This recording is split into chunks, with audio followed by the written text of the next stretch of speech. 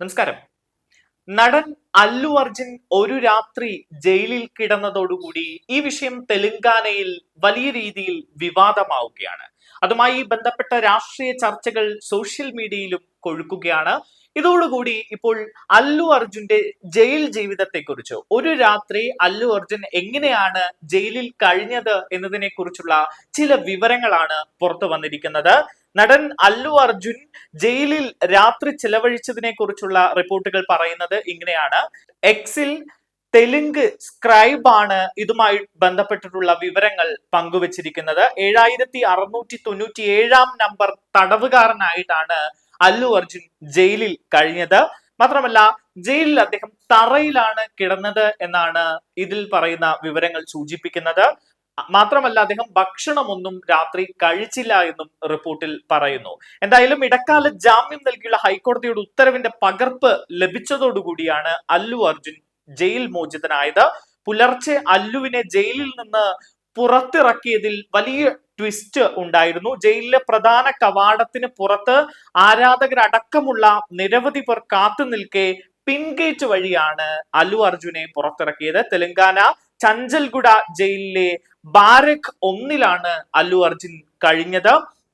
ജയിലിന്റെ പിൻഗേറ്റ് വഴിയാണ് അല്ലു അർജുനെ പുറത്തിറക്കിയത്. സുരക്ഷാ കാരണങ്ങൾ ചൂണ്ടിക്കാണിച്ച് ആണ് ഇത്തരമൊരു നീക്കം പോലീസ് നടത്തിയത്.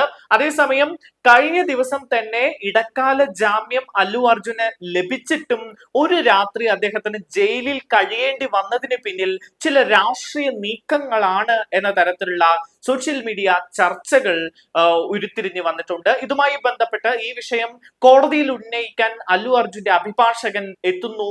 അതുമായി ബന്ധപ്പെട്ട നീക്കങ്ങൾ പുരോഗമിക്കുന്നു എന്ന റിപ്പോർട്ടുകളും പുറത്തു വരികയാണ്.